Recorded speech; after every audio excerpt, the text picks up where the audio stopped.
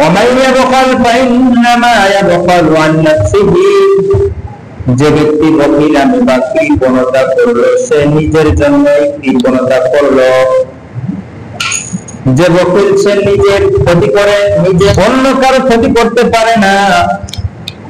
এজন্য আল্লাহ রাব্বুল আলামিন বলছেন যে ব্যক্তি বখিলামি করলো সে নিজের জন্যই বখিলামি করলো। হাদিসের মধ্যে এসেছে আল্লাহর নবী সাল্লাল্লাহু আলাইহি ওয়াসাল্লাম বলেন, ওয়াল বাখিল বাঈদুন মিনাল্লাহ। বখিল আল্লাহ তাআলা থেকে অনেক দূরে। ওয়া বাঈদুন মিনাল জান্নাতি, আর জান্নাত থেকেও দূরে। ওয়া বাঈদুন মিনান নাস, মানুষের কাছ থেকেও সে অনেক দূরে। ওয়া করিবুম মিনান নাস, আর সে জাহান্নামের অধিক নিকটে। জাহান্নামের অধিক নিকটে, আল্লাহর থেকেও দূরে, জান্নাত থেকেও দূরে, মানুষের থেকেও দূরে। কারণ বকিলকে কেউ পছন্দ করে না, ঠিক না? বকিলকে কেউ পছন্দ করে না।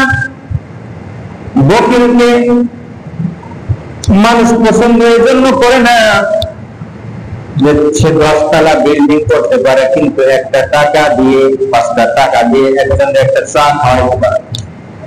এজন্য মানুষ তার থেকে দূরে।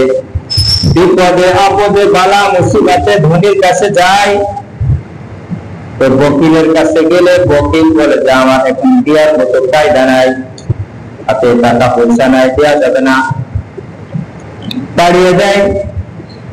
তো মানুষ এভাবে বুঝতে পারে যে এই লোকটা অত্যন্ত কৃপণ বকিল, এর কাছে যে কোনো লাভ নাই।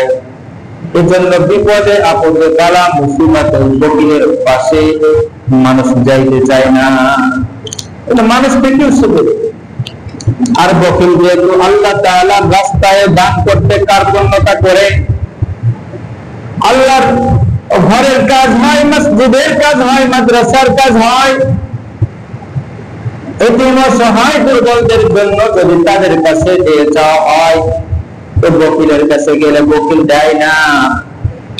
তো কিয়ামতের দিন আল্লাহ রাব্বুল আলামিন, হাদিসের মধ্যে আসছে, কিয়ামতের দিন আল্লাহ রাব্বুল আলামিন বলবেন, বান্দারে আমি অসুস্থ ছিলাম, আমার সেবা শুশ্রূষা করো নাই। আমি ক্ষুধার্ত ছিলাম, আমাকে খাবার খাওয়াও নাই। আমার শরীরে পোশাক ছিল না, আমাকে পোশাক দান করো নাই, পোশাক দাও নাই।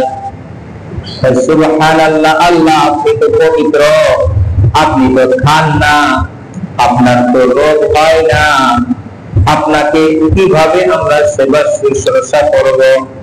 তো আল্লাহ রাব্বুল আলামিন আগেই জানিয়ে দিয়েছেন, বান্দারে অসুস্থ ব্যক্তির সেবা করলে ওই সেবা করাটা আমি আল্লাহর সন্তুষ্টির জন্য হতো, তার মানে আমার সেবা করা হতো এমনটাই ধরে না।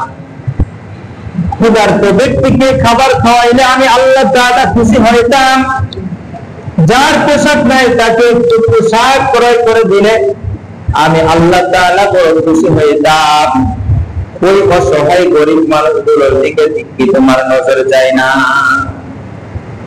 আল্লাহর থেকে দূর। আর যে আল্লাহ থেকে দূরে সে কি জান্নাতের কাছে যাবে না জাহান্নামের কাছে যাবে? জাহান্নামের কাছে। এজন্য এই হাদিসের মধ্যে আছে, যে ব্যক্তি দান করে, যে দানবীর, সে আল্লাহ তাআলার অধিক নিকটে, করিবুল্লাহ, সে আল্লাহর নিকটে এবং জান্নাতের নিকটে, মানুষদের নিকটে। আর জাহান্নাম থেকে, আগুন থেকে অনেক দূরে, জাহান্নাম থেকে অনেক দূরে। এজন্য আল্লাহর নবী সাল্লাল্লাহু আলাইহি ওয়াসাল্লাম আমাদেরকে বেশি বেশি করে দান করার কথা বলছেন।